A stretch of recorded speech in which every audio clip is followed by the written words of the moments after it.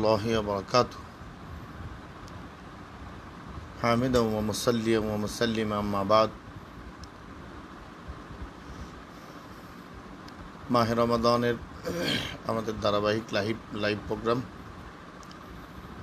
বিশেষ করে আপনাদের প্রশ্ন উত্তর প্রোগ্রাম যাকাত সংক্রান্ত বিভিন্ন মাসাইলের গতকালকে এবং গত পরশু দিন আপনারা অবগত আছেন যে যাকাত সংক্রান্ত বিভিন্ন মাসাইলের জবাব দেওয়ার জন্য আমরা একসাথে হয়েছিলাম আপনাদের প্রশ্ন উত্তর করার জন্য। কিন্তু প্রশ্নের পরিধি এত বিস্তৃত ছিল, পরিমাণ এত বেশি ছিল যে আমরা সবগুলো প্রশ্নের জবাব দিতে পারিনি, এবং সবগুলো প্রশ্ন না, 1/3 প্রশ্ন, 3 ভাগের 1 ভাগ প্রশ্নের জবাব আমরা দিতে পারিনি সময় স্বল্পতার কারণে। তো আজকেও বিভিন্ন পারিপার্শ্বিক কারণে লাইভে আসতে দেরি হয়ে গেছে। তো আমরা অল্প সময়ের ভিতরে যে প্রশ্নগুলো জমে আছে, বিশেষ করে গতকাল যে অসম্পূর্ণ প্রশ্নগুলো রয়ে গেছে, অর্থাৎ জবাব দিতে পারিনি যে প্রশ্নগুলোর, এই প্রশ্নগুলোর জবাব এবং জরুরি কিছু প্রশ্নের জবাব দিয়ে ইনশাল্লাহ আমরা যাকাত সংক্রান্ত লাইভ আজকে শেষ করবো ইনশাআল্লাহ তাআলা, যাতে আপনার ভবিষ্যতে আমরা অন্য বিষয়ে ইনশাল্লাহ লাইভ করতে পারি। আল্লাহ তাআলা যাতে আমাদেরকে তৌফিক দেন। তো যাকাত সংক্রান্ত যে বিষয়গুলো আমাদের সামনে এসেছে, এই বিষয়গুলো আমরা শুরু করবো ইনশাল্লাহ। তবে এর আগে গতকালকে আমি আপনাদের সাথে ওয়াদা করেছিলাম, যেহেতু আজকে রাত্রিটা বদর রাত্রি, 17ই রমাদানের রাত্রি, এটা ইয়াউমুল বাদর বা এটাকে লাইলাতুল বদর, লাইলাতুল গাজওয়াতিল বদর বলতে পারেন, বদরের রাত্রি। এই সম্পর্কে 2-3 মিনিট একটু মুখতাসার 2-3টি কথা আপনাদের খেদমতে একটু আরজ করেই আমরা ইনশাল্লাহ প্রশ্ন উত্তর পর্বের দিকে যাব। আল্লাহ রাব্বুল আলামিন এই বদরের রাত্রিটাকে, বদরের দিনকে আল্লাহ তাআলা কোরআনের ভাষায় ইয়াউমাল ফুরকান বলেছেন, সত্য মিথ্যার মধ্যে পার্থক্যকারী দিন। ইয়াউমাল ফুরকান, ইয়াউমাল তাকাল জামআন, যে এই দিন সত্য আর মিথ্যা, হক আর বাতিল, কুফর আর ঈমানের মধ্যে পার্থক্য রচিত হয়েছে। আপনারা জানেন 2য় হিজরির রমাদানের 17 তারিখে মক্কার কুফফারদের সাথে রাসূল করিম সাল্লাল্লাহু আলাইহি সাল্লামের এবং সাহাবায়ে কেরামের যে অবিস্মরণীয় এই লড়াই, গজওয়ায়ে বদর সংগঠিত হয়েছিল। তো এই বদরের দিন যেহেতু 17ই রমাদান ছিল, এখন যে রাতটা চলছে, একটু আগে আমি বলছিলাম যে এখন যে রাতটা চলছে, আজকে যে রাতটা, সহিহ বুখারীতে কিতাবুল মাগাজিতে রওয়ায়াত এসেছে, রাসূল করিম সাল্লাল্লাহু আলাইহি সাল্লাম এই রাত্রে সেজদায় পড়ে সারা রাত কেঁদেছেন আল্লাহর কাছে। একটি বাক্য আল্লাহর হাবিব সাল্লাল্লাহু আলাইহি সাল্লাম খুব বেশি বলতেছিলেন, আল্লাহুম্মা ইন শি'তা লাম তু'বাদ, আল্লাহুম্মা ইন তুহলিক হাযিহিল ইসাবা ফালাম তু'বাদ ফিল আরদি আবাদা। আয় আল্লাহ, আমার সাহাবীরা দুর্বল, এরা সংখ্যায় দুশমনের 3 ভাগের 1 ভাগ। 17ই রমাদান হওয়ার কারণে শারীরিকভাবে এরা দুর্বল, শক্তির দিক থেকেও এরা দুর্বল, সংখ্যার দিক থেকেও এরা দুর্বল।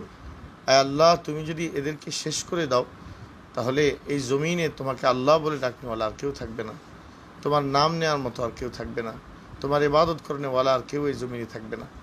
এই জমিনে মক্কা, আরব বিশ্ব শিরকের মধ্যে লিপ্ত, মদিনা মুনাওয়ারার কিছু অংশ ইহুদি, আর বাকি পুরা বিশ্ব হয় অগ্নিপূজক, মূর্তি পূজক, আর না হলে খ্রিস্টান, না হলে ইহুদি।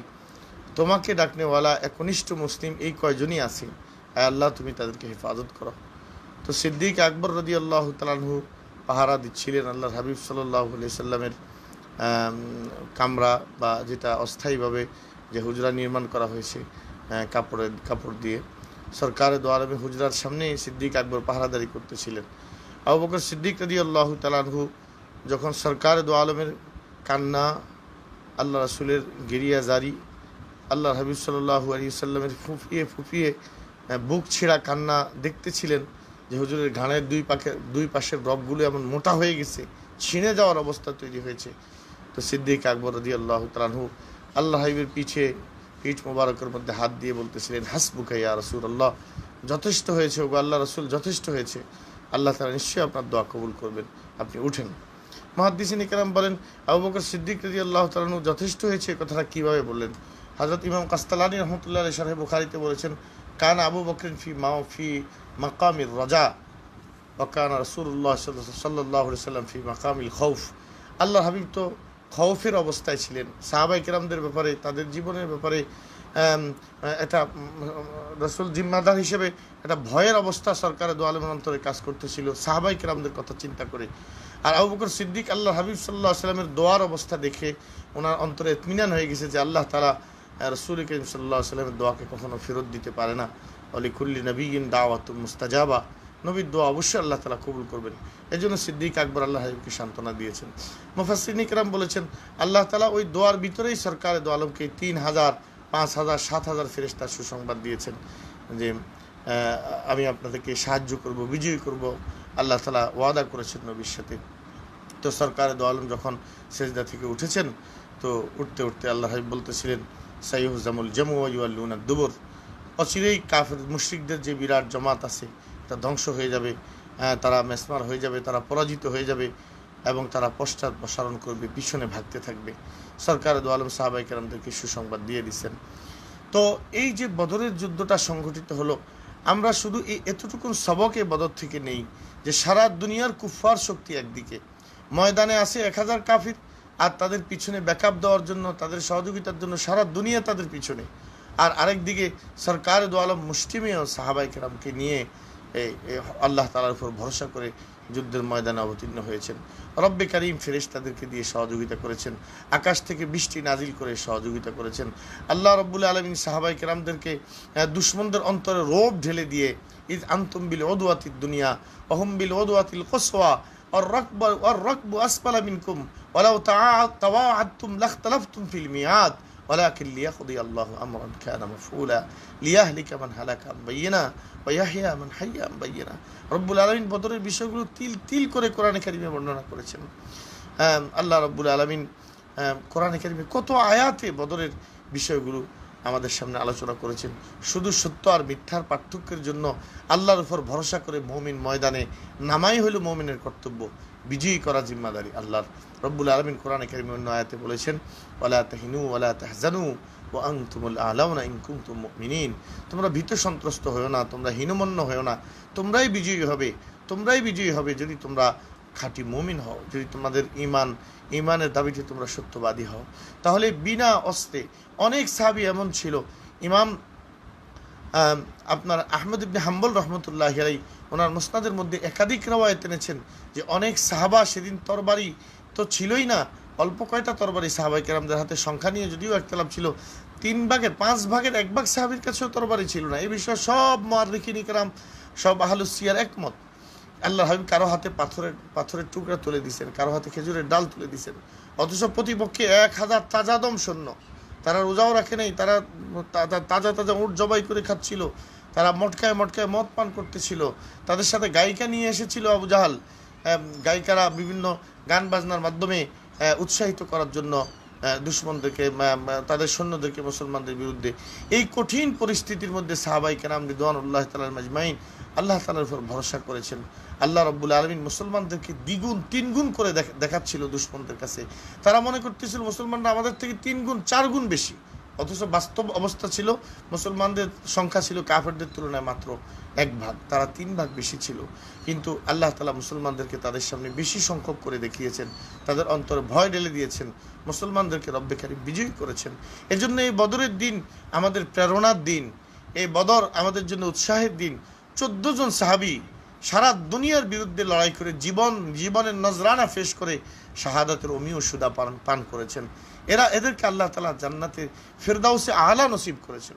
সহিহ বুখারী শরীফের হাদিসের মধ্যে আছে হারেসের মা, যে হারেস রাদিয়াল্লাহু তাআলা শহীদ হয়েছিলেন, ওনার আম্মা একমাত্র সন্তান আল্লাহর হাবিব সাল্লাল্লাহু আলাইহি সাল্লামের কাছে এসে বলতেছিলেন ইয়া রাসূলুল্লাহ তারিফু মানজিলাতা হারিস মিন্নি, হারিস আমার কাছে কেমন সন্তান, আমার একমাত্র সন্তান, আপনি ভালো করে জানেন যে সে বদরে নিহত হয়েছে, সে শহীদ হয়েছে, সে মারা গেছে। যদি ইয়াকু ফিল জান্নাহ, যদি আমার ছেলেটা জান্নাতে যায় থাকে, তো আহতাসিবু ওয়া আসবিরু, আমি আল্লাহর কাছে সওয়াবের আশা করব, আমি সবর করব। ওয়া ইয়াকু ফি গায়রি যালিকা বা ইন ইয়াকু গায়রা যালিকা, যদি অন্য কিছু হয়ে থাকে তো তারা মা আসনাও, আপনি দেখবেন আমি আমার সন্তানের জন্য কি করি। আমিও আমার জীবন দিয়ে দিব সন্তানের জন্য কাঁদতে কাঁদতে, আমিও আমার সন্তানের জন্য কাঁদতে কাঁদতে সর্বস্ব দিয়ে দিব, আমার বেশি থেকে কি হবে। তো আল্লাহর হাবিব সাল্লাল্লাহু আলাইহি সাল্লাম হারেসের মাকে সান্ত্বনা দিয়ে বলতেছেন, আওয়া হুবিলতি, তোমার কি আকল নাই? জান্নাতুন ওয়াহিদাতুন হিয়া, জান্নাত কি একটা? ইন্নাহা জিনানুন কাসীরা, জান্নাত তো অনেক। ওয়া ইন্নাহু লাফিল ফিরদাউস, আর তোমার ছেলে হারেস তো জান্নাতুল ফিরদাউসে আছে, তোমার ছেলে হারেস তো জান্নাতুল ফিরদাউসে আছে। এটা হলো বদরি সাহাবীদের মর্যাদা। আল্লাহ তাআলা বলেছেন কোরআনে কারীমে, এ মালু মা শিতুম, হে বদরের সাহাবীরা, তোমরা বাকি জিন্দেগিতে যা করতে মন চায় করো, তোমাদের আখিরাতের কাজ হয়ে গেছে। কদ গফারতু লাকুম, আমি তোমাদের গুনাহ অগ্রিম ক্ষমা করে দিয়েছি, তোমাদের ভবিষ্যতের গুনাহ। এ হলো বদরি সাহাবী। তাদের এত মর্যাদা কেন হলো? হক আর বাতিলের টক্করের মধ্যে তারা সর্বপ্রথম হকের পক্ষে মজবুত ভূমিকা রেখেছেন। তাহলে বদর আমাদেরকে আজও এই শিক্ষা দেয় যে আমরা সৈন্য সংখ্যা দিয়ে আমরা বিজয়ী হব না, আমরা অস্ত্রের বলে বিজয়ী হব না, আমরা ক্ষমতার বলে বিজয়ী হব না, বরং আমরা ঈমানের দাবিতে যদি সত্যবাদী হয়ে আল্লাহ তাআলার উপর ভরসা করে ময়দানে অবতীর্ণ হতে পারি, তো রব্বে কারীম অবশ্যই আমাদেরকে বিজয়ী করবেন। এটা আল্লাহ তাআলার ওয়াদা। তো এই বদর থেকে আমরা এই সবক নেই, এই শিক্ষা আমরা গ্রহণ করি এই বদর থেকে। এই বদর আমাদের প্রেরণা, বদর আমাদের চেতনার বাতিঘর, ওই বদরের সাহাবীরা আমাদের চেতনা। আমার জিন্দেগির দুইটা কথা, অভিজ্ঞতার কথা আপনাদেরকে শেয়ার করি। আমার জীবনে প্রথমবার যখন বদরের প্রান্তরে উপস্থিত হওয়ার তৌফিক আল্লাহ তাআলা দিয়েছিলেন, আপনারা যারা হজের সফর করেছেন বা মদিনা মুনাওয়ারায় গিয়েছেন, মদিনা তৈয়বা গিয়েছেন, আপনারা জানেন প্রায় মদিনা মুনাওয়ারা থেকে ইয়াম্বুর দিকে যে রাস্তাটা চলে গেছে, ওই রাস্তায় বা তরিকুল হিজরা যেটা ছিল কদিম রাস্তা মক্কার দিকের, ওই কদিম রাস্তা ধরে সামনের দিকে এগিয়ে ইয়াম্বুর রাস্তাটা আলাদা হয়ে যায়, তারপরে বদরের রাস্তাটা আলাদা হয়। 170 কিলোমিটারের মতো প্রায় পথ মদিনা মুনাওয়ারা থেকে আপনার দূরত্ব বদরের প্রান্তে যাওয়ার। তো স্বাভাবিকভাবে হাজী সাহেবরা ওহুদের সুহাদাদের কবর জিয়ারত করেই চলে আসতে হয়। বদরের দিকে যাওয়ার অনেক সময় পারমিশনও পাওয়া যায় না, চেকপোস্ট থেকে অনেক সময় ফেরতও দেয়। এখন হয়তো কিছুটা সহজ হচ্ছে আস্তে আস্তে। তো বদরে যাওয়া হতো না, গাড়ি ভাড়াও অনেক। তো আল্লাহ তাআলার কিছু বান্দাকে একসাথে করে আমরা একটা বড় গাড়ি ভাড়া করে গেছিলাম।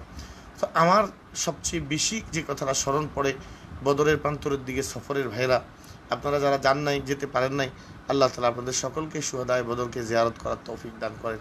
আপনাদের জন্য অন্তঃস্থল থেকেই দোয়া করি। ভাই, বদরের প্রান্তরের দিকে যাওয়ার যে পাহাড়গুলো মদিনা তৈয়বা থেকে, আমি মক্কা শরীফ থেকে মদিনার রাস্তায় কতবার আল্লাহ তাআলা সফরের তৌফিক দিয়েছেন, করেছি। মক্কা মুকাররমা থেকে তয়েফের রাস্তা, তয়েফ থেকে বনু সাদের রাস্তা, বনু সাদ থেকে বনু মালিকের রাস্তা, রিয়াদের রাস্তা, আল কাসিমের রাস্তা, তাবুকের রাস্তা, এইভাবে আরবের অনেক রাস্তা, সৌদি আরবের বহু রাস্তা আল্লাহ তাআলা সফরের তৌফিক দিয়েছেন। কিন্তু একাধারে বদর পর্যন্ত সমস্ত উঁচা উঁচা পাহাড়, যে পাহাড়গুলোর মধ্যে নেকড়ে বাঘ হাঁটে দেখা যায় রাস্তা থেকে, যে পাহাড়ের উপরে ছোট ছোট নেকড়ে বাঘগুলো যে হাঁটে দেখা যায়, এমন দুর্গম এমন কঠিন রাস্তা, রোজা রাখা অবস্থায় আল্লাহর হাবিবের সাহাবায়ে কেরাম এই প্রচণ্ড গরমের মধ্যে রোজা রেখে পাড়ি দিয়েছেন, রোজা রাখা অবস্থায়। আবার রোজা রাখা অবস্থায় সরকারের দো আলমের সাহাবারা জিহাদ করেছেন, দুশমনের মোকাবেলা করেছেন। আপনি একটু চিন্তা করেন আমার ভাইরা, মোমেন ভাইরা, একটু চিন্তা করেন। আমরা আজ দেশের মধ্যে রোজা রেখে আমরা শুয়ে থাকি, শরীর ক্লান্ত, আমরা চলতে পারি না, জোহরের পর আমাদের শরীর দুর্বল হয়ে যায়, হাঁটতে পারি না। আর ওই সাহাবায়ে কেরাম রোজা রাখা অবস্থায় শত্রুর বিরুদ্ধে লড়াই করেছেন, অস্ত্র নাই, সৈন্যবল নাই, কত বড় ইমানি পরীক্ষায় তারা উত্তীর্ণ হয়েছে। এই জন্য আল্লাহ তাআলা তাদেরকে এত বড় মর্যাদা নসিব করেছেন। বদরি সাহাবীদের ব্যাপারে আমাদের মুআররিখিন কেরাম, আহলুস সিয়ার, হযরত বুজুরগানে কেরাম বলেছেন, বদরি সাহাবীদের নামগুলো ধরে ধরে দোয়া করলে আল্লাহ তাআলা দোয়া কবুল করেন। বদরি সাহাবীরা উম্মতের মধ্যে সর্বশ্রেষ্ঠ মর্যাদার অধিকারী। কেউ বলেছেন বাইআতে আকাবার সাহাবীরা সবচেয়ে বেশি মর্যাদার অধিকারী, আর কেউ বলেছেন বদরি সাহাবীদের। আকসার মুআররিখিন কেরামদের রায়, আকসার আহলে ইলমের রায়, অধিকাংশ আহলে ইলমের রায় হলো বদরি সাহাবীরা উম্মতের মধ্যে সবচেয়ে মর্যাদাবান সাহাবী। তো এই বদরের রাত আজ চলতেছে। আপনি 1450 বছর আগে নিজেকে নিয়ে যান। আজকে রাতটা আপনি ঘরের মধ্যে আরামে কাটাচ্ছি, কিন্তু এই রাত সাহাবায়ে কেরামের ভয়ে আতঙ্কের ভিতরে কেটেছিল। এই রাত সরকার দো আলমের সেজদায় পড়ে লুটিয়ে কান্নারত অবস্থায় রাত কেটেছিল। এই রাত আল্লাহর হাবিবের সাহাবায়ে কেরামের চোখের পানিতে বদরের প্রান্তর সিক্ত হয়েছিল। এই রাত্রে আল্লাহর সাথে সরকার দো আলম ফয়সালা করেছিলেন বিজয়ের। এজন্য আমি প্রায় একটা কথা বলে থাকি, মুসলমানদের বিজয় দুশ্মনের সাথে যুদ্ধের ময়দানে হয় না, বরং মুসলমানদের বিজয়ের ফয়সালা হয় রাত্রের তাহাজ্জুদের মুসাল্লায়। আল্লাহর হাবিব সাল্লাল্লাহু আলাইহি সাল্লাম রাত্রে তাহাজ্জুদের মুসাল্লায় সরকারে দু আলম আল্লাহর কাছ থেকে বিজয়ের গ্যারান্টি নিয়ে নিয়েছেন, অনুমোদন নিয়ে নিয়েছেন, ফল প্রকাশিত হয়েছে পরের দিন যুদ্ধের ময়দানে। এজন্য আমাদেরকে মুসাল্লায় পড়ে সিজদা করতে হবে। আজকে রাতটা আমরা কিছুটা এক ফোঁটা হলেও চোখের পানি একটু কোরবান করি না আল্লাহর হাবিবের ভালোবাসায় মহব্বতে, সাহাবায়ে কেরামের ভালোবাসায় মহব্বতে। তারা তো এই রাত সারা রাত কেঁদে কেঁদেই কাটিয়েছে।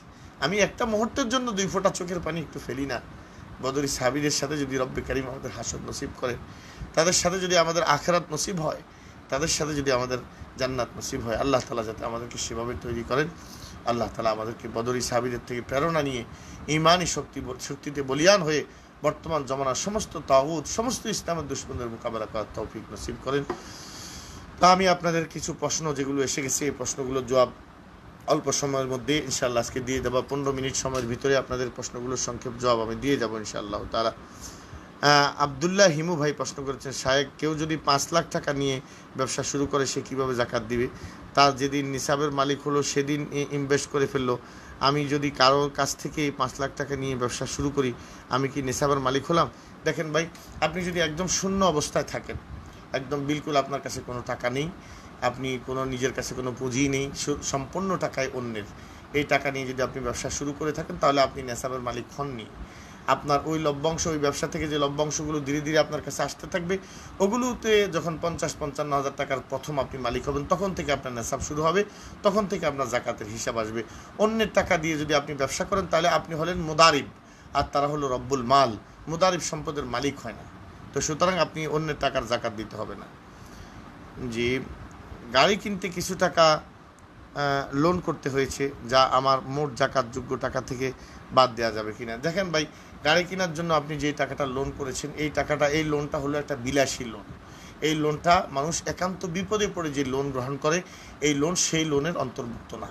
এই লোনটা একটা বিলাসী লোন, এই জন্য এই লোনটাকে, এই ঋণটাকে আপনি মূল টাকা থেকে বাদ দিবেন না। এটার জায়গায় থাক, আপনার মূল টাকাগুলো হিসাব করে আপনি জাকাত দেন। আব্দুল আজিজ ভাই একজন প্রশ্ন করেছেন, বর্তমান কত টাকা থাকলে জাকাত আসবে? বর্তমানে প্রায় 50 থেকে 55 হাজার টাকার মতো এরকম হলেই নেশাব হয়ে যায়। এই নেশাবের উপর 1 বছর অতিবাহিত হলে তাহলে জাকাত আসে, জাকাত দিতে হয়। যারা আমার সাথে আছেন ভাই, অনেকেই আমাকে ইনবক্সে বলে যে হুজুর আমরা তো পাই না, আপনার যে প্রশ্নগুলোর জবাব আপনি দেন সেগুলো তো আমরা দেখি না, আমরা পাই না, আমরা তো বুঝি না, এরকম অনেক হয়তো। আমরা যারা যে ফ্রেন্ডগুলো, যে ভাইয়েরা আমার সাথে শরিক আছেন, আপনি খেদমত করার একটা বড় রাস্তা হলো এটা যে আপনি এটাকে তাৎক্ষণিকভাবে একটু শেয়ার করে দিলে আপনার ফ্রেন্ড লিস্টে যে ভাইরা আছে তারাও প্রশ্ন করে উপকৃত হতে পারে। এটা শুধু আমার সাথে সম্পৃক্ত হওয়ার জন্য আমি বলছি না, অনেক ভাই ইনবক্সে বলে এই কথা যে আমরা তো পাই না, বা অনেক সময় দেখা ফ্রেন্ড লিস্টে জায়গা দিতে পারি না। আবার অনেকে আছে ফলোয়ার হলে, আপনারা যারা অনলাইনে পূর্ব থেকে অনলাইন ব্যবহার করেন তারা জানেন অনেক সময় ফলোয়াররা বিভিন্ন কারণে অনেক সময় দেখতে পায় না। এই জন্য আপনাদের শেয়ারটা অন্যকে দেখার সুযোগ করে দিবে। এই জন্য শেয়ার করে দিলে সকলে মিলে যদি একটা শেয়ার করি তাহলে খুব সহজে অন্য ভাইদের কাছে দিনের দাওয়াতটা পৌঁছে যায়। নেয়ামতুল্লাহ নিয়াজি ভাই, ওয়ালাইকুম আসসালাম রহমতুল্লাহ। আলহামদুলিল্লাহ ভালো আছি। হয়তো নিয়মিত আপনার লাইভ প্রোগ্রামগুলো শুনি এবং আপনাকে ভালোবাসি। জাযাকুমুল্লাহ, আল্লাহ তাআলা আপনাকে জাযায়ে খায়ের দান করেন। আমি গিয়েছি বদর প্রান্তরে, আলহামদুলিল্লাহ। রফিকুল্লাহ সাদি ভাই, আপনারা তো ভাই চান কপাল, আপনি এখন আছেন মিশরে, হারামাইন শরীফাইনের সফরে, বদরেও গিয়েছেন, মিশরেও আম্বিয়া আলাইহিমুস সালাতু ওয়াস সালামের বহুত স্মৃতি বিজড়িত জায়গা দেখতেছেন। আপনার মতো কিসমত ভাই কয়জনের আছে? আল্লাহ আমাদেরকেও তৌফিক দান করেন আপনার মতো। মামুন হুসাইন বাপ্পি ভাই, হুজুর আমি চাকরিজীবী, রোজা না রাখলে কোনো সমস্যা হবে? একটু বুঝিয়ে বলবেন। জি ভাই, চাকরিজীবী আপনি তো রোজা রাখতে হবে। আপনাদেরকে মনে রাখতে হবে কথা যে রোজা সাধারণ কোনো ইবাদত না, এটা ইসলামের 5টা স্তম্ভ, রোকনের মধ্যে একটা। যে পর্যন্ত আপনার জীবন চলে যাওয়ার খতরা না হয়, আপনি ভয়াবহ ধরনের কোনো অঙ্গহানি, আপনি জীবন চলে যাওয়ার এই জাতীয় কোনো ভয় যে পর্যন্ত না হবে, এই পর্যন্ত আপনি রোজা কোনোভাবে ভাঙতে পারবেন না। রোজা আপনাকে রাখতে হবে, আর রোজা প্রত্যেক দিনই রাখতে হবে। যত হার্ড ওয়ার্কিংয়ে আপনি করেন না কেন, যত কঠিন কাজে আপনি করেন না কেন, আপনাকে রোজা রাখতে হবে। প্রয়োজনে আপনি অন্য চাকরি খুঁজতে হবে, অন্য কাজ খুঁজতে হবে, অন্য কোনো জীবিকার রাস্তা খুঁজে বের করতে হবে। কিন্তু যেই কাজ করলে আপনি আল্লাহ তাআলার এই হুকুম অমান্য করা আপনার লাগবে, সেই কাজ আপনি করতে পারবেন না। এটা ইসলামের ভিত্তি স্তম্ভ। সাধারণ ইবাদত হলে অনেক সময় অপশন থাকে, এর জন্য ভাই এই বিষয়ে খুব যত্নবান হবেন।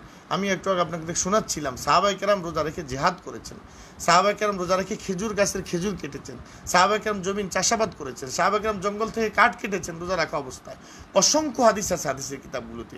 আরব বিশ্বের প্রচণ্ড গরমে যদি রোজা রাখা অবস্থায় তারা খেজুর গাছের খেজুর কাটতে পারে, জমিন চাষাবাদ করতে পারে, পাহাড়ের মধ্যে গিয়ে ছাগল চড়াতে পারে, তা আমাদের দেশে এমন কোন কাজ, পৃথিবীর অন্য দেশে আর অন্য কঠিন এমন কোন কাজ হবে যেটা রসিলে আমরা রোজা ছেড়ে দিব?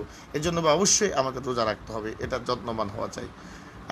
মোহাম্মদ খুবায়েব, ওয়ালাইকুম আসসালাম রহমতুল্লাহ। জি আলহামদুলিল্লাহ ভালো আছি। হযরত সুদের টাকা কি করব, কিংবা মাদ্রাসার জাকাত ফান্ডে যে আদা হয় কিনা? হ্যাঁ, সুদের কোনো টাকা যদি কারো কাছে থাকে, হারাম টাকা, এটা ওয়াজিবুত তাসাদ্দুক, এটা সওয়াবের নিয়ত ছাড়া সদকা করে দিতে হবে।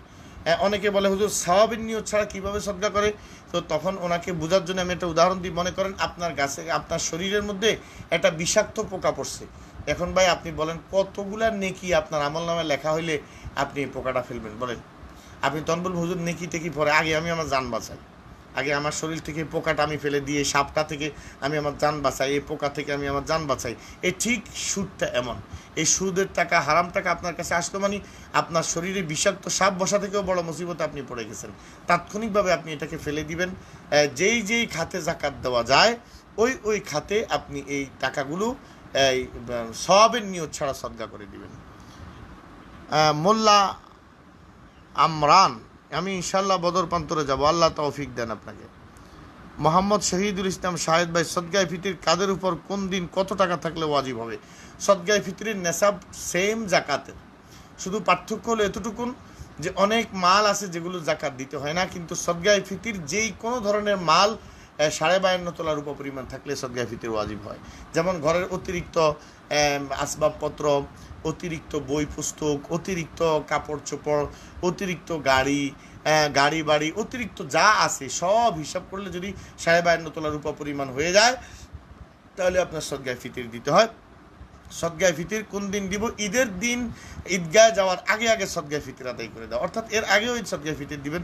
সদকায়ে ফিতরের ব্যাপারে আল্লাহ রাসূল বলেছেন যে তুমাতুল লিল মাসাকিন ওয়া মুতাহহিরাতুল লিস-সাওম, লিসিয়াম বা তহারাতুল লিসিয়াম, মাথারাতুল লিসিয়াম, বিভিন্ন শব্দ এসেছে হাদিসে পাকে। রোজার মধ্যে যে ঘাটতিগুলো আছে রয়ে গেছে সদকায়ে ফিতর দ্বারা আল্লাহ এগুলো পুরো করে, এবং এতিম মিসকিনদের ঈদের আনন্দ উদযাপন করার জন্য তাদেরকে সহযোগিতা করে, তাদেরকেও আপনার এই ঈদ উদযাপনের ক্ষেত্রে সহযোগিতা করে আপনার সহকর্মী, আপনার সাথী বানানোর সুযোগ থাকে। এই জন্য ঈদগাহে যাওয়ার আগে আগে সদকায়ে ফিতর দিয়ে দিতে হবে। হ্যাঁ, কেউ পরে দিলেও হবে। কত টাকা থাকলে যে আপনার প্রশ্নের জবাব দেওয়া হয়ে গেছে। হামিদ উদ্দিন ভাই, ওয়ালাইকুম আসসালাম রহমতুল্লাহ, ভালো আছেন? জি আলহামদুলিল্লাহ আছি। দোকানের মালের জাকাত কি সব একটা হিসাব করতে হবে, না সবগুলোর একটা দাম হিসাব করে জাকাত দিলে হবে? জি, একটা করে হিসাব না করলে তো আপনি সবটার দাম বের করতে পারবেন না। আপনি দোকানে যে যতগুলো মাল আছে যদি আপনার নিশ্চিত জানা থাকে, যেমন অনেক বিজনেসম্যান আছে ছোটোখাটো ব্যবসা যারা করেন বা মধ্যম সারির ব্যবসা যারা করেন, তাদের দোকানে কত পুঁজি আছে তাদের ধারণা থাকে। যেমন মনে করেন আপনার দোকানে 5 লাখ টাকার পুঁজি আছে, আপনি সুনিশ্চিতভাবে জানেন, তাহলে একটা করে আপনার হিসাব করার কোনো দরকার নাই। এই 5 লাখ টাকার ক্ষেত্রে সতর্কতার সাথে আপনি আরও 50,000 বাড়িয়ে ধরলেন 5.5 লাখ টাকার জাকাত, কিন্তু কোনোভাবেই জাকাত যাতে কোনোভাবে কম আদায় না হয় এটা খেয়াল রাখতে হবে। স্ত্রীর খুশির জন্য পিতামাতার সাথে সদ্ব্যবহার ও যোগাযোগ না রাখা শরীয়ত অনুযায়ী কতটুকু যুক্তিসঙ্গত? মামুনুর রশিদ ভাই, যেহেতু আমি জাকাত সংক্রান্ত মাসালাগুলোর জবাব দিচ্ছি এজন্য ভাই এই মাসালাটা একটু অপ্রাসঙ্গিক, তারপরে এতটুকুন বলবো, স্ত্রীকে স্ত্রীর হক দিতে হবে, পিতামাতাকে পিতামাতার হক দিতে হবে। পিতামাতার হক আদায় করতে গিয়ে স্ত্রীর হকও যাতে নষ্ট না হয়, আবার স্ত্রীর হক আদায় করতে গিয়ে স্ত্রীর প্রতি অধিক মহব্বত দেখাতে গিয়ে পিতামাতার হক যাতে নষ্ট না হয়। আপনি আপনার মা বাপকে যতটুকুন কর্তব্য আছে অতটুকুন করেন, সন্তান স্ত্রীর হক যতটুকু আছে অতটুকুন আপনি আদায় করতে থাকবেন। আমাদের দেশে এক পেশে কথা বলা হয়, যখন বলা হয় মা বাপের কথা তখন এমনভাবে বলা হয় মনে হয় যেন স্ত্রীর কোনো হকই নেই, এটা একটা বাঁধি হিসেবে বাড়িতে আসছে। আবার যখন স্ত্রীর কথা বলা হয় তখন মনে হয় যেন স্ত্রী সব, মা বাবার কোনো হকই নাই। আমার কথা হলো ইসলাম ব্যালেন্সড একটা রিলিজিয়ন, একটা মানে আপনার ব্যালেন্স করা একটা ধর্ম, একটা দিন যেটার মধ্যে সবার হক, আতা কুল্লাজি হাক্কিন হাক্কা আতি কুল্লাজি হাক্কিন হাক্কা, প্রত্যেক হক প্রাপ্যকে তার প্রাপ্য হক দিয়ে দেওয়া, এটা ইসলামের মেজাজ। আলিমুর রাজি, ওয়ালাইকুম আসসালাম রহমতুল্লাহ, ইসলামী ব্যাংক বাংলাদেশ লিমিটেড বা আলাহাবাদ ইসলামী ব্যাংকের টাকা জমা রাখলে যে মুনাফা পাওয়া যায় তা নিজে ব্যবহার করা যাবে কিনা যাই, যেহেতু তারা বলে তারা শতভাগ সুদমুক্ত পরিচালনা করে, আপনি ব্যবহার করলে করতে পারেন। বাকি আমাদের মুহাক্কিক ওলামায়ে কেরাম যারা ব্যাংক, বিমা, শেয়ার বাজার সম্পর্কে স্পেশালিস্ট, যারা আধুনিক লেনদেনগুলো সম্পর্কে খুব ওয়াকিফ হাল, যারা আধুনিক ব্যাংকিং সেক্টর সম্পর্কে খুবই অভিজ্ঞ, আমাদের দেশের মুহাক্কিক ওলামায়ে কেরামদের মতে বিভিন্ন মাঠ পর্যায়ে জরিপে দেখা গেছে এই ব্যাংকিং সেক্টরগুলোতে অনেক ক্ষেত্রে তারা তাদের মেনুর মধ্যে, তাদের প্রসপেক্টাসের মধ্যে যে নিয়মকানুনগুলো আছে এগুলো শতভাগ তারা ফলো করতে পারে না বিভিন্ন বাধা প্রতিবন্ধকতার কারণে। এটা আপনারা বুঝবেন, মানবিক অনেক ব্যাপারও আছে যেখানে সারা ওয়ার্ল্ড সোশ্যালিজম, কমিউনিজম আর ক্যাপিটালিজমের অর্থ ব্যবস্থার উপরে চলে, সেখানে বাংলাদেশের মধ্যে একটা মিক্সড ইকোনমিক্যাল সিস্টেম রানিং আছে, যেটা কিছু সমাজ কল্যাণের কিছু আপনার কি বলে না যে কিছু আছে মানে ক্যাপিটালিজমের নিয়ম কারণ, কিছু আছে সোশ্যালিজমের নিয়ম কারণ, কিছু আছে আপনার মনে করেন অন্য অন্য বিভিন্ন ফর্মুলা। এই সবগুলো ফর্মুলার সিস্টেমে আমাদের দেশে একটা মিক্সড ইকোনমিক্যাল সিস্টেম চলে। এই একটা ভিন্ন ধারার ভিতরে একটা শতভাগ সুদমুক্ত ব্যাংকিং সেক্টর পরিচালনা করা আসলে বহুত কঠিন। তারা ব্যাংকিং সেক্টরে তারা চেষ্টা করে সুদমুক্তভাবে পরিচালনা করার জন্য, কিন্তু যেহেতু এর মধ্যে সুদের সন্দেহ এসে যায়, এজন্য এগুলো যাদের সামর্থ্য আছে তারা গ্রহণ না করে সদকা করে দিলেই ভালো।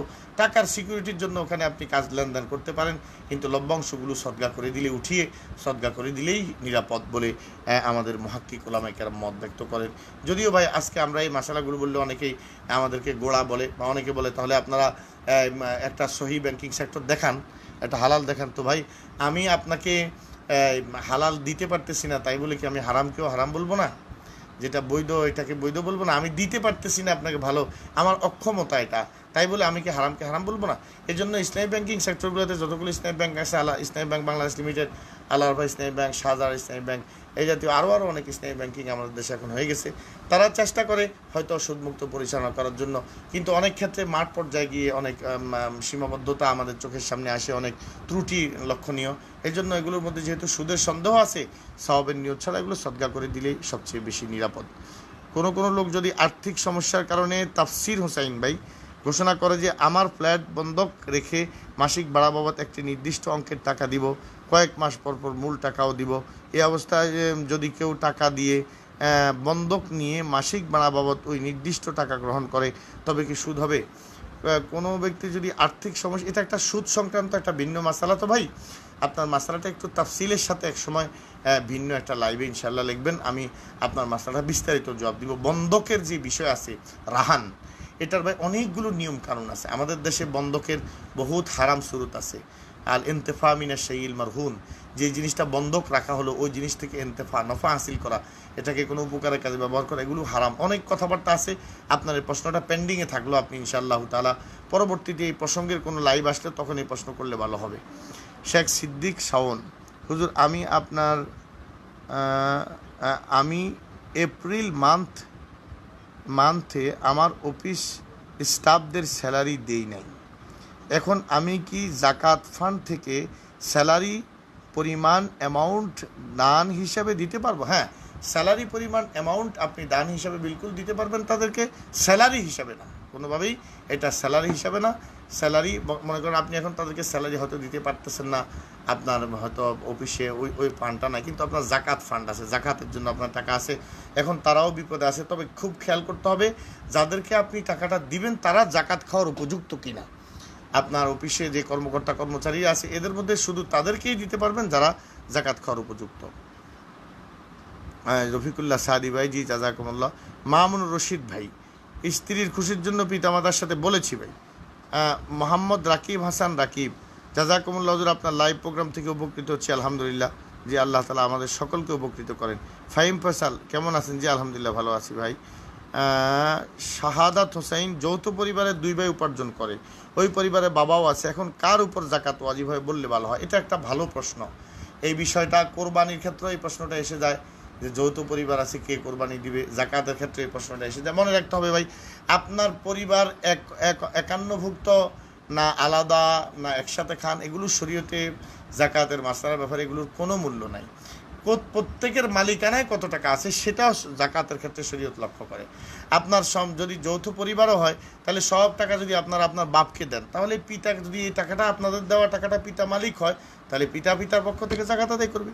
আর আপনার নিজস্ব ফান্ড থাকলে আপনি আপনার জাকাত আদায় করবেন, আপনার ভাইয়ের নিজস্ব কোনো ইনকাম আলাদা থাকলে, আলাদা ফান্ড থাকলে আলাদা আদায় করবে। কিন্তু যৌথ পরিবারের টাকা যেখানে দেন, এটা যদি পিতার কাছে গিয়ে জমা হয় আর সব টাকার মালিক যদি পিতা হয়ে যায়, তাহলে পিতা জাকাত আদায় করবে। এটা এই যৌথ পরিবার, একান্নভুক্ত পরিবার, আলাদা পরিবারের সাথে কোনো সম্পর্ক নেই। শুধু সদগায়ে ফিতরের নেশাব কোন দিন ধর্তব্য হবে, একদম সদগায়ে ফিতরের নেশাব আপনার ঈদ উল ফিতরের চাঁদ উঠলে, অর্থাৎ যখন ঈদ উল ফিতরের চাঁদ দেখা গেল, তখন সদগায়ে ফিতরের নেশাব যার কাছে আসে এই পরিমাণ টাকা, তাকেই সদগায়ে ফিতর আদায় করতে হবে। বদরের শহীদদের কিছু নাম বললে খুশি হব, নাম ধরে দোয়া করার জন্য বলছি। যে বদরের শহীদদের নামের ব্যাপারে আমি যে ইনশাল্লাহ মাহবুব ভাই আমার বন্ধু মানুষ, ক্লাসমেট মানুষ, যে বদরের শহীদদের নামগুলো নিয়ে ইনশাল্লাহ আমি একটা পোস্ট করে দিব। আমি লাইভটা শেষ হলে ইনশাল্লাহ তখন আপনি দেখে নেবেন ইনশাআল্লাহ তাআলা। বান্দা 14 জন বদরি শহীদের নাম ইনশাল্লাহ আমি দিয়ে দিব। রবিউল আলম রহমানি মাশাআল্লাহ, জাযাকাল্লাহ ইয়া শেখান আল ফাজিল, বারাকাল্লাহু তাআলা ফি হায়াতিকা ওয়া ইলমিকা ওয়া আমালিকা মা সিহাতিল কামিল, আমিন ওয়া ইয়াকা ইয়া আখি। আল মামুন, ব্যাংক থেকে সুদে লোন নেওয়া জায়েজ কিনা? জি না, জায়েজ নাই। বাড়ি বানাতে, ব্যবসায়িক কাজে কোনো ক্ষেত্রে কি জায়েজ আছে কিনা? জি না ভাই, ব্যাংক থেকে যে টাকাটা লোন দেওয়া হয় এটা বিলকুল সুদের উপরে দেওয়া হয়। এই সুদি টাকা দিয়ে আপনার বাড়ি করা বিলকুল হারাম, এটা কবিরা গুনাহ। খুব চেষ্টা করবেন নিজে কুড়ের ঘরেই থাকেন, নিজের সামর্থ্যে নর্মাল ঘর বানান। আপনাকে বিলাসী ঘর বানাতে বলেছে কে? ব্যাংক থেকে লোন নিয়ে। এটা কখনো করবেন না ভাই, হারাম কাজ করবেন না। আবদুল্লাহ হিমু, দোকানের অ্যাডভান্স নিলাম 50 টাকা কেটে নেওয়া হয়, এর জাকাত কিভাবে দিব? দোকানের অ্যাডভান্স নিলাম, তার অর্থ অ্যাডভান্সের টাকা আপনার কাছে জমা আছে, প্রতি মাসে আপনি এই অ্যাডভান্সের টাকা, ওই টাকা থেকে 2000 করে কেটে নেন। যে 2000 করে কেটে নেন এটা আপনার টাকা, ওইটার থেকে জাকাত দিবেন। যেটা আপনার কাছে জমা আছে এটা অন্যের বন্ধকের টাকা, এটার জাকাত আপনাকে দিতে হবে না। আল্লাহ হুজুর এমএলএ আমরা তারাক্কি দান করেন। মোহাম্মদ শিহাবুদ্দিন, জাযাকুমুল্লাহ। আমরা দুইজন, আবদুল্লাহ আল মাসুদ ভাই, আমরা দুইজন পার্টনার হয়ে ব্যবসা করি, ব্যবসার টাকাগুলো আমার কাছে থাকে, এমত অবস্থা কি আমার জাকাতের টাকার সাথে এই দুইজনের টাকাগুলো একসাথে হিসাব করব? জি না, যে টাকা আপনার কাছে অন্যের টাকা জমা আছে এটা তার টাকা, এই টাকা হিসাব করে উনি জাকাত দিবে, আপনার টাকার জাকাত আপনি দিবেন। অর্থাৎ জাকাতের টাকা মাদ্রাসায় দিলে তা খরচের সঠিক পদ্ধতি কি? আব্দুর রহমান মাহমুদি, হ্যাঁ ভাই, মাদ্রাসার টাকায় জাকাতের, মাদ্রাসার ফান্ডে জাকাতের টাকা দিলে সবচেয়ে সুন্দর পদ্ধতি হলো এটা, যে বৎসরের শুরুতে একটা জাকাত খাওয়ার উপযুক্ত যারা, তাদের জন্য একটা আলাদা ফর্ম বানিয়ে নেওয়া, একটা আলাদা ফর্ম, যেটা আমরাও করেছি, অনেকেই করেছে, আলাদা ফর্ম বানিয়ে নেওয়া। যে যারা, যে গার্ডিয়ানরা বাচ্চাকে ভর্তি করার জন্য আসে, বাচ্চা যদি বালেগ হয় তাহলে সে তো নিজেই দস্তখত করবে যে আমি জাকাত খাওয়ার উপযুক্ত, আমার কোনো সামর্থ্য নেই মাদ্রাসায় খরচ চালানোর জন্য, বা আমি জাকাতের উপযুক্ত।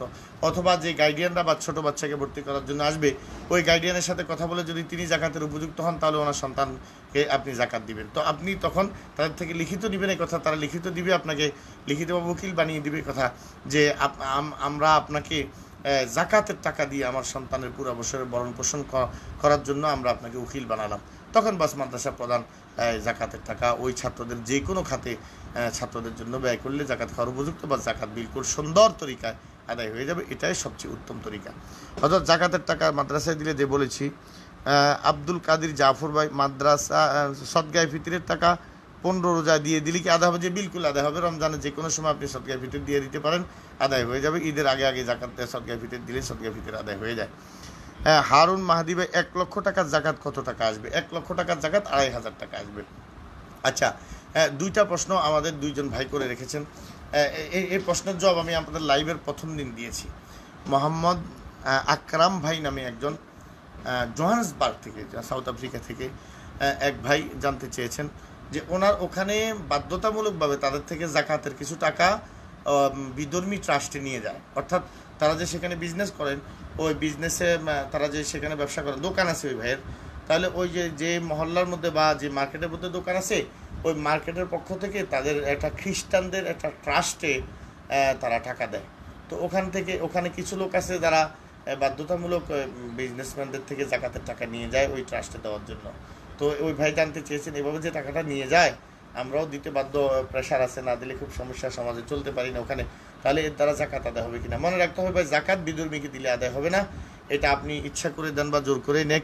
আপনি নিজের তাদের সাথে সুসম্পর্ক রাখার জন্য অন্য কোনো ফান্ড থেকে ভিন্নভাবে কিছু টাকা তাদেরকে বুঝিয়ে দেন। জাকাত কোনো বিধর্মীকে দিলে আদায় হবে না, জাকাত মুসলমানদেরকে দিতে হবে। আচ্ছা, তো এখানে গাড়ি কিনতে লোন নেওয়া হয়েছে, জাকাতযোগ্য টাকা তাও দিতে পারবো কিনা? গাড়ি কিনতে ইদ্রিস ফারুক, গাড়ি কিনতে লোন হয়েছে, জাকাতযোগ্য টাকা থেকে দেয়, এটা আপনি বলেছি। আপনি এই টাকা, এই লোনটা বিলাসী লোন, এটাকে বাদ দিবেন না, আপনি এটাকে লোন হিসেবে গণ্য করবেন না, ঋণ হিসেবে গণ্য করবেন না। প্রিয় শাইখ, বদর থেকে আমরা কি কি শিক্ষা গ্রহণ করতে পারি বললে খুশি হতাম। যে আমি শুরুতে ভাই 10-15 মিনিট সময় এই বিষয়ে কথা বলেছি, আপনি আমার লাইভ প্রোগ্রাম শেষ হলে একটু পিছনের কথাগুলো শুনে নিলে ইনশাল্লাহ হবে। মোহাম্মদ সোহেল রানা, ওয়ালাইকুম আসসালাম হুজুর, কেমন আছেন? জি আলহামদুলিল্লাহ ভালো আছি। জোবায়ের আদনান ভাই, হুজুর রোজার জন্য কি প্রতিদিন নিয়ত করা জরুরি, না প্রথম দিন নিয়ত করার দ্বারাই সব রোজা আদায় হয়ে যাবে? দেখেন ভাই, প্রত্যেকটা রোজার হুকুম পরিপূর্ণ আলাদা আলাদা, এজন্য প্রতিটা রোজার হুকুম নিয়ত সম্পূর্ণ আলাদা আলাদা। তা আপনি প্রত্যেক দিন সাহারি খাওয়ার জন্য উঠলেন, খেয়াল করলেন মনের মধ্যে রোজা রাখবো, সাহারি খাচ্ছি, বাস এটাই আপনার নিয়তের জন্য কাফি হয়ে যাবে। হুজুর আমি আপনার সাবেক ছাত্র সাহেব। জি জাযাকাল্লাহ। আবু বকরা, আমি একটা সমিতি করেছি, কিন্তু সমিতির মেয়াদ শেষ হওয়ার আগে আমি টাকা পেয়ে গেছি, ওই টাকার উপর কি জাকাত আসবে? যে এটা আপনার নগদ টাকার অন্তর্ভুক্ত, এই টাকা আপনার অন্য টাকাগুলোর সাথে হিসাব করে জাকাত দিতে হবে। মারিয়া, হজরত আমি জানি 7 ভরি স্বর্ণ অথবা সাহেবানা দুর্বা থাকলে, কিন্তু আমার কাছে 5 ভরি আছে, এখন কি আমার জাকাত দিতে হবে? আপনার 5 ভরি, বোন মারিয়া, আপনার 5 ভরি স্বর্ণের সাথে যদি কিছু রৌপ্যের অলংকার থাকে অথবা নগদ কিছু টাকা থাকে, তাহলে আপনি এগুলোকে একসাথ করলে তো ওই 52.5 তোলা রূপার দাম কবেই হয়ে গেছে, আপনি সবটার জাকাত দিতে হবে। আর যদি আপনি মনে করেন যে আপনার কাছে শুধু 5 ভরি স্বর্ণই আছে, আর 1 ফোঁটা রূপাও নাই, নগদ কোনো টাকাও নাই, তাহলে আপনি 7.5 ভরি যে পর্যন্ত না হয় এ পর্যন্ত আপনাকে জাকাত দিতে হবে না। আচ্ছা, মোহাম্মদ সোয়াইব শাহজালাল, স্বর্ণের জাকাতের ক্ষেত্রে 1 বছর অতিক্রম হওয়া লাগতেছে না, একটু জানালে উপকৃত হব। স্বর্ণের ক্ষেত্রে না, শুধু যে মালটা সর্বপ্রথম আপনি যে মালটা দিয়ে নেশাবের মালিক হয়েছেন, এটা স্বর্ণ হোক, রূপা হোক, নগদ টাকা হোক, ওই নেশাবটার উপরে 1 বছর অতিবাহিত হতে হবে। 1 বছর অতিবাহিত হওয়ার পর এবার আপনার কাছে যত নগদ টাকা পয়সা আছে, স্বর্ণ অলঙ্কার আছে, সবটার জায়গাতে আপনাকে দিতে হবে। হুজুর তাফসির হোসেন ভাই, হুজুর দয়া করে আমাকে বন্ধকের মাসালাটা বললে খুব ভালো হতো, কারণ কালকে আমি তাকে টাকা দিব বলেছি, যদি সুদ হয় তবে দিব না। আচ্ছা, আপনি একটু জটিলতা ফেলে দিয়েছেন ভাই, যেহেতু কালকে আপনি টাকাটা দিবেন, আপনি মানে যদি কারো থেকে সিকিউরিটি মানি হিসাবে কোনো টাকা যদি কাউকে দেওয়া হয় বন্ধক হিসাবে, কোনো একটা গড়ি রাখলেন বন্ধক, কোনো টাকা রাখলেন, তাহলে এই জিনিসটা যিনি নিবেন, বন্ধক যার কাছে থাকবে, তিনি ওই জিনিসটার থেকে উপকৃত হতে পারবে না, এটার থেকে কোনো উপকৃত হতে পারবে না। তবে ব্যবহৃত কোনো জিনিস হলে ফোকায়ে কেরাম এতটুকুন বলেছেন, যদি মালিকের যে বন্ধক রেখেছে তার থেকে অনুমতি নেয় যে ভাই আমাকে যদি আপনি এটা ধার দিয়ে দেন আর ইয়ত দিয়ে দেন, তাহলে আমি এটা একটু ব্যবহার করতে পারি, এরকম যদি আলাদাভাবে একটা অনুমতি নিয়ে নেয় পরবর্তীতে, তাহলে এই বন্ধকি জিনিস থেকে উপকৃত হওয়া যায়। আর আপনি মনে রাখতে হবে, কাউকে কোনো করজ দিয়ে, ঋণ দিয়ে যদি এর থেকে অতিরিক্ত কোনো লভ্যাংশ নেওয়া হয়, কুল্লু করজিন জাররা নাফান ফাহুয়া রিবা, যদি আপনি কাউকে কোনো টাকা পয়সা দিয়ে, ঋণ দিয়ে তার থেকে কোনো লাভ কোনোভাবে গ্রহণ করেন ওই টাকাটা দেওয়ার বিনিময়ে, তাহলে এটা সুদের অন্তর্ভুক্ত হয়ে যাবে।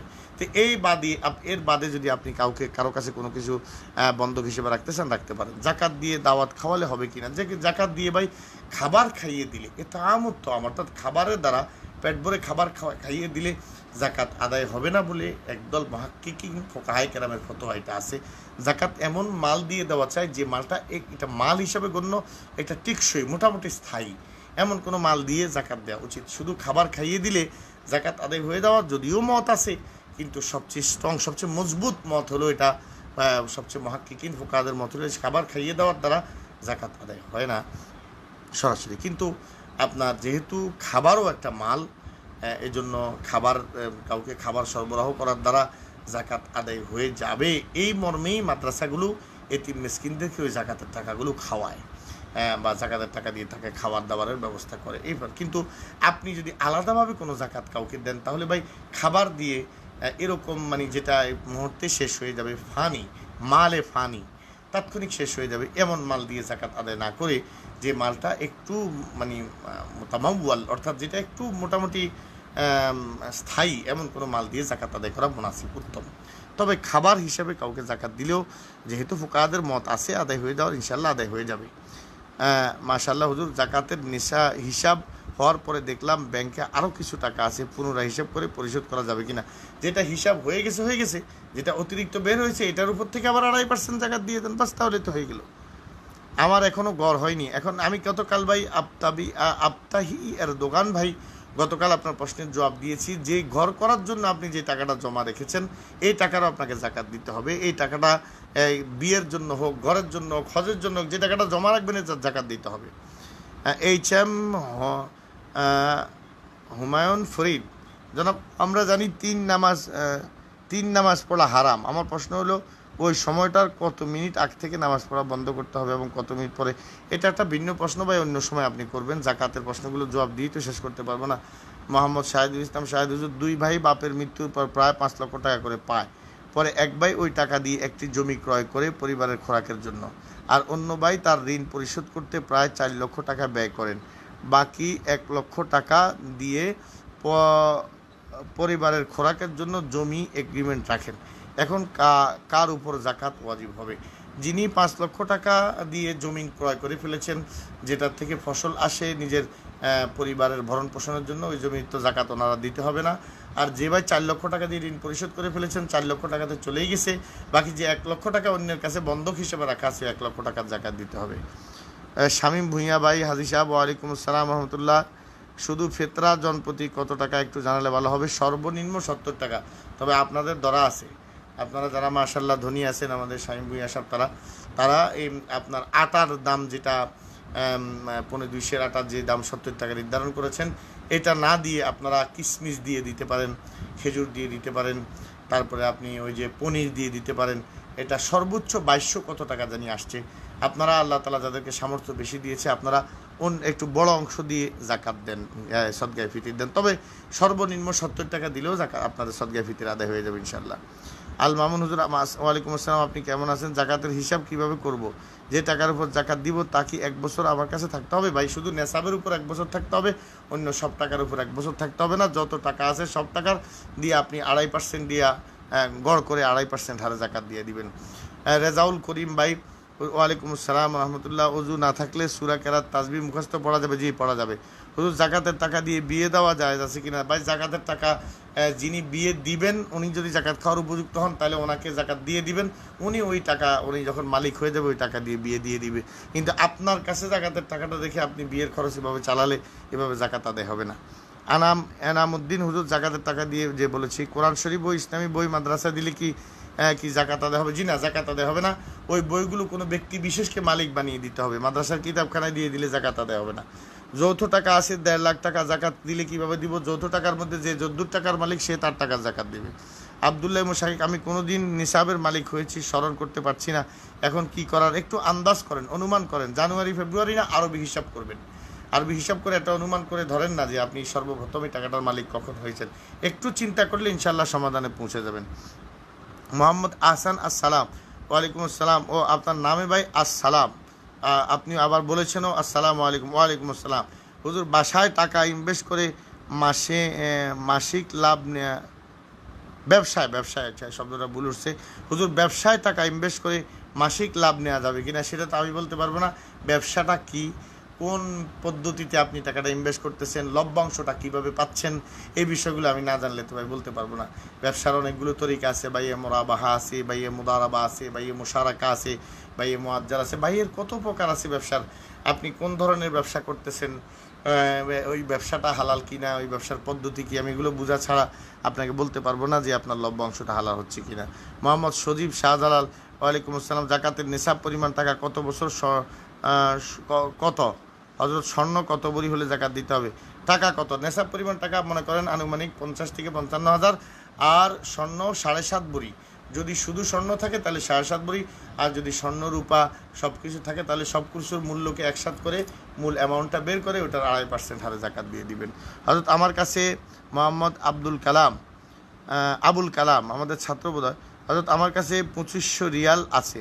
করোনার কারণে টাকাটা আমি দেশে পাঠাইনি, আমার খরচের জন্য রেখে দিয়েছি, আমি কি জাকাত দিতে হবে? হ্যাঁ, তোমার যদি টাকা যা আসে এটাই দিয়ে দাও, টাকা যা আসে তাই যদি দিয়ে দাও, এমনটা যদি হয়ে থাকে তাহলে তো আর তোমার নেশাব হয় নাই। আর যদি কখনো এই যে 2500 রিয়াল মানে হলো প্রায় 50,000 টাকার মতো বা তার থেকে কিছু বেশি, এটা তো নেশাব পরিমাণ টাকা। কিন্তু এই পরিমাণ টাকা যদি অতীতে কখনো মালিক না হয়ে থাকো, নেশাব না হয়ে থাকে, তাহলে তো তোমার উপর জাকাত আসবে না। শাহজাহান আকন্দ হুজুর আরবিতে নামাজের নিয়ত বলা নাকি বেদাত এ বিষয়ে কিছু জানাবেন? বা এটা ভিন্ন প্রশ্ন, এ বিষয়ে আগেও কথা বলেছি, সামনেও ইনশাল্লাহ বলবো অন্য লাইভে, যেহেতু জাকাতের বিষয় নিয়ে বসেছি। ওয়ালাইকুম আসসালাম রহমতুল্লাহ, কেমন হচ্ছে? ভালো আছি আলহামদুলিল্লাহ। আমার ও MR CNG filling station Laksam থেকে। আচ্ছা, আপনারা লাকসামরা কেমন আছেন ভাই? লাকসামের ভাইরা ভয় তো বাড়িতেও যাইতে পারি না। মোহতারাম, বউয়ের 6.5 ভরি ব্যবহারের স্বর্ণ আছে, তাতে কি জাকাত দিতে হবে? হ্যাঁ, বউয়ের যদি 6.5 ভরি স্বর্ণের সাথে যদি কিছু রূপা কিছু নগদ টাকা থাকে তাহলে জাকাত দিতে হবে। আর যদি শুধু 6.5 ভরি থাকে স্বর্ণ আর কিছু নেই, তাহলে জাকাত আসবে না। হুজুর, একজনের 5 লক্ষ টাকা ঋণী, তার বিবির 2 ভরি স্বর্ণ আছে জমা, তার জন্য বিবির হিসাবটা বিবির টাকা বিবির স্বর্ণের মালিক যদি বিবি হন তাহলে বিবির মালিক তিনি, স্বর্ণের মালিক তিনি। আর 5 লক্ষ টাকা ঋণী হলে ঋণটা যদি খুব জরুরি ঋণগুলোর অন্তর্ভুক্ত হয় তাহলে তো উনি ঋণগ্রস্ত, ওনার জাকাত লাগবে না। জাকাতের ক্ষেত্রে স্বামী স্ত্রীকে দিতে পারবে না। স্বামী স্ত্রীকে, স্ত্রী স্বামীকে দিতে পারবে না। যদিও ফোকাহাদের মধ্যে একটা মত এমন আছে যে স্ত্রী স্বামীকে জাকাত দিলে দিতে পারবে ঠেকার সময়, এটা একটা কওলে মারজু, এটার উপর ফতোয়া না। স্বামী স্ত্রীকে, স্ত্রী স্বামীকে জাকাতের টাকা দিতে পারবে না, এটার উপরে ফতোয়া। জাকাতের টাকা দিয়ে গাড়ি কিনে দেওয়া যাবে কি না? হ্যাঁ, একটা গাড়ি কিনে আপনি কাউকে মালিক বানিয়ে দিলে দিতে পারবেন, বিলকুল আদায় হয়ে যাবে। তো আজকে তো ভাই অনেক সময় হয়ে গেল, 10:15 হয়ে গেছে। আপনাদের প্রশ্নগুলোর জবাব যতটুকু পেরেছি দিয়েছি। জাকাত সংক্রান্ত লাইভ আজকে আমরা ইনশাল্লাহ আলহামদুলিল্লাহ শেষ করলাম। আগামী কাল বা পরশু যদি আপনাদের সামনে লাইভে আসতে পারি জানিয়ে দিব যে সামনে আমাদের সবে কদর আছে, রমজানের শেষ 10 দিনের ইবাদতের বিষয় আছে, ইতিকাফের বিষয় আছে। এই বিষয়গুলো নিয়ে ইনশাআল্লাহ তাআলা আগামীকাল হোক পরশু হোক আপনাদের সাথে লাইভে থাকার চেষ্টা করবো ইনশাআল্লাহ। সুবহানাকাল্লাহুম্মা ওয়া বিহামদিক, আশহাদু আল্লা ইলাহা ইল্লা আনতা, আস্তাগফিরুকা ওয়া আতুবু ইলাইক।